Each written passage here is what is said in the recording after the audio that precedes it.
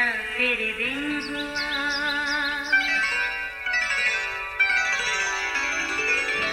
नया फिर दिन हुआ, पुरानी रात का करे सो शुक्र हम खुदा की जात का, खुदा की जात का नया फिर दिन हुआ।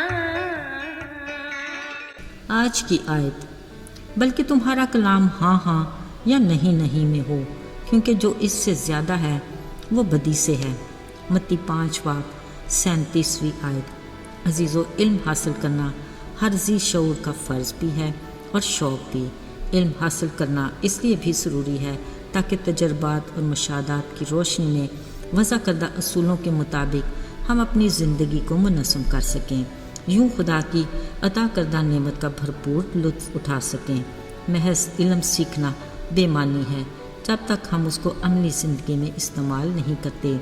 इसलिए हमारी तालीम के कुछ ऐसे मज़ामीन भी होते हैं जिसमें इसादा तजर्बागाह में तालिब इल्मों को प्रैक्टिकल करवा कर इल्म को सच साबित भी करते हैं, मसलन फ़िज़िक्स, केमिस्ट्री, बायोलॉजी और जनरल साइंस वगैरह।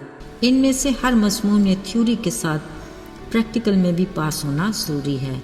देखें, असूल तो यही है, मगर हम इंसान हर बात में अपनी सहूलत के लिए शॉर्टकट को अपनाते हैं जो ज़्यादातर हमारी अपनी नाकामी का बायस बनते हैं।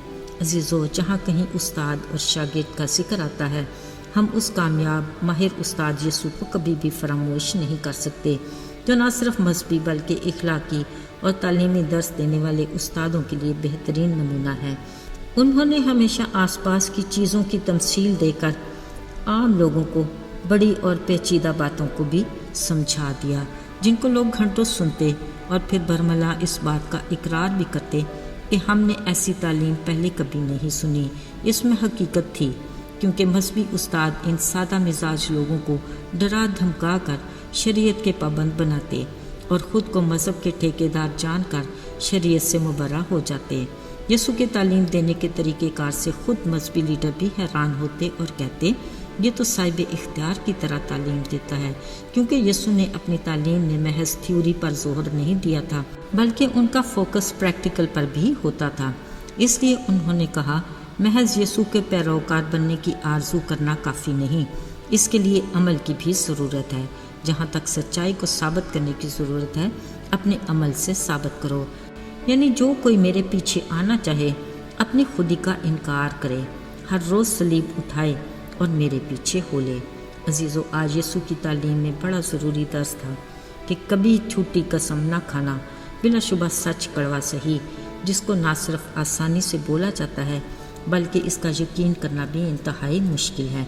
फिर जब लोग सच को सच साबित करने और मनवाने में नाकाम होते हैं तो फिर दूसरे हरबे इस्तेमाल करते हैं।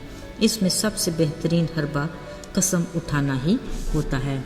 अजीज़ों, अक्सर आपने गुफ्तगू में बाय गॉड का लफ्ज़ ज़रूर सुना होगा, जिसको लोग आदतन और रस्मन बार बार इस्तेमाल करते हैं, जिसका मतलब है खुदा की कसम। और ये सिर्फ सच को सच साबित करने के लिए नहीं, बल्कि अक्सर झूठ को भी सच साबित करने के लिए बोला जाता है। कसम उठाना हमारी रोज़मर्रा ज़िंदगी की नॉर्मल रूटीन है, जिसको हम बिना सोचे और बिला झिझक बोलते हैं।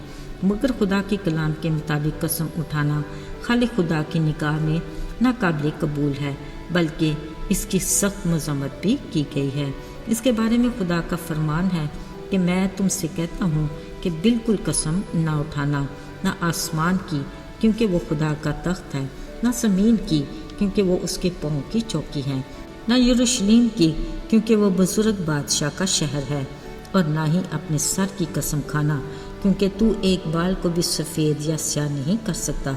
यहाँ काबिल गौर बात है, वो इलाही ज़ात जो अज़मत, कुदरत, हशमत और जलाल का खुदा है, जो जलाली तख्त पर बैठा है, जिसकी आवाज़ से ज़मीन थर थर काँप जाती और एक झिड़की से पहाड़ सरक जाते हैं।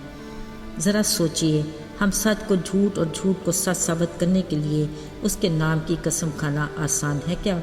हम तो इस लायक भी नहीं कि उसके पाँव की चौकी की कसम भी खा सकें। अजीज़ों, हम तो इस बात के भी लायक नहीं कि अपनी ज़ात के बारे में भी कोई कसम उठा सकें। کیونکہ ہماری زندگی کا مالک تو وہ خالق خدا ہے جس کے ہاتھ میں ہماری سانسوں کی ڈور ہے۔ یاد رہے، خدا کا کلام قسم اٹھانے کے بارے میں بڑے دبنگ الفاظ میں تلقین کرتا ہے کہ تمہاری گفتگو یعنی کلام ہاں ہاں یا نہیں نہیں میں ہی ہونا چاہیے، یعنی سچ سچ ہی ہے اور جھوٹ جھوٹ، اس میں غیر جانبداری کی رتی بھر بھی گنجائش نہیں۔ یاد رہے، ہاں یا نہیں کے علاوہ خدا کا اٹل فیصلہ یہ ہے کہ اس سے زیادہ بدی سے ہے۔ عزیزو، آج کے دن خدا کا ہمارے لیے بھی یہی پیغام ہے کہ کبھی قسم نہ کھانا۔